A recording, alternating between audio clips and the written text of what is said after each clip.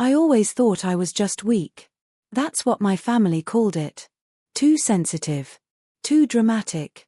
Always tired. Whenever I said something felt wrong, they would laugh. It's all in your head. After a while, I stopped arguing. I believed them. Maybe I was exaggerating. Maybe I just needed to try harder. But deep down, something didn't feel normal. The headaches weren't normal. The dizziness wasn't normal. And the way my parents avoided doctor visits, that wasn't normal either. I didn't know it yet. But the truth was already written down. Somewhere. Hidden.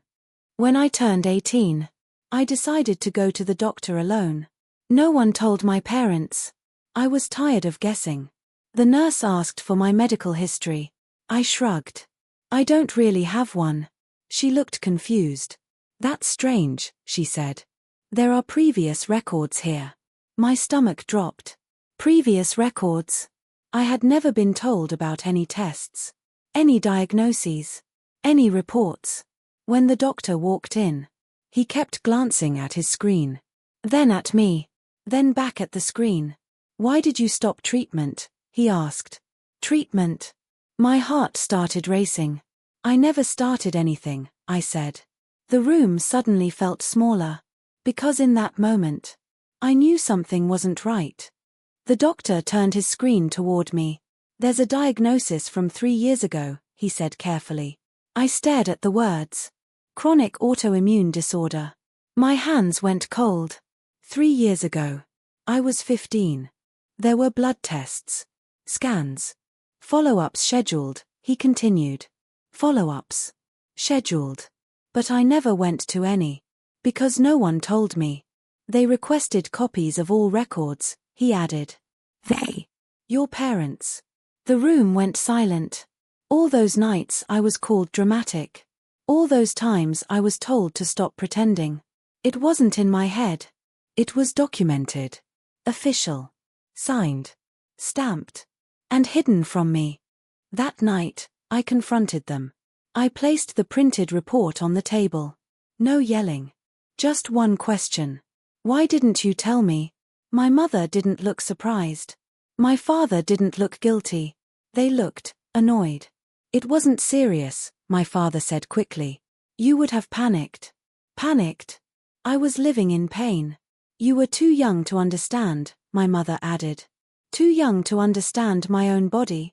I felt my chest tighten. You let me believe I was crazy, I whispered.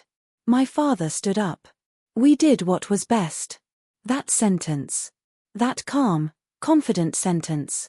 It sounded less like protection. And more like control. I didn't sleep that night. Every memory started rearranging itself. All the times I asked for help. All the times I was told to stop exaggerating.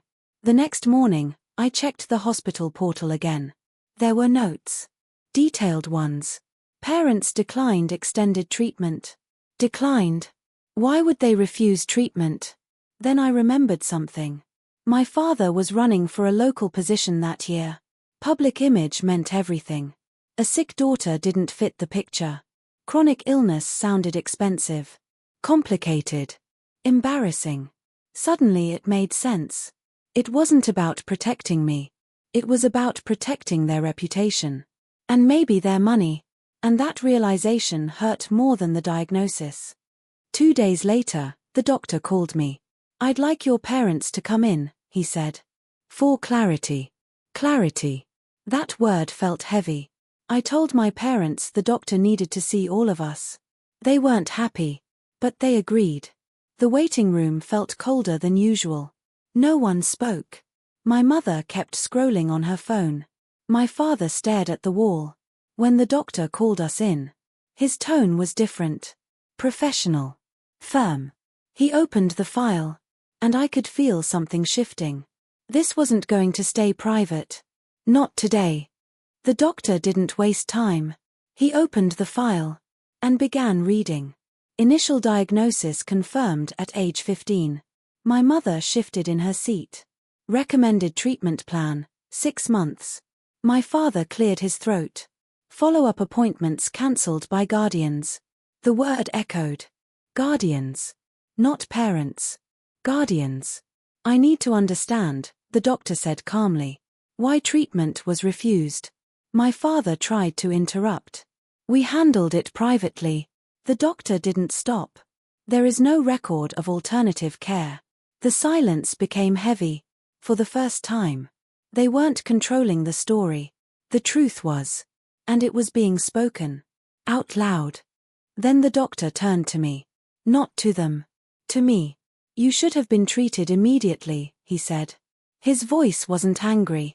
It was disappointed. You were left without necessary care. Left. Without care. My mother tried to smile. She seemed fine. Fine. I remembered collapsing in school. Missing exams. Crying alone at night. You minimized her symptoms, the doctor said firmly. This condition progresses when ignored. Progresses. My chest tightened again. All those years.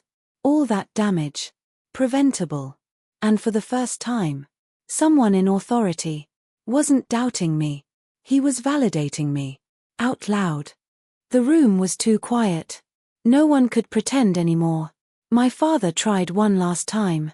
We were protecting her from stress. The doctor didn't nod. He didn't agree. Withholding medical information from a patient, he said slowly, is not protection.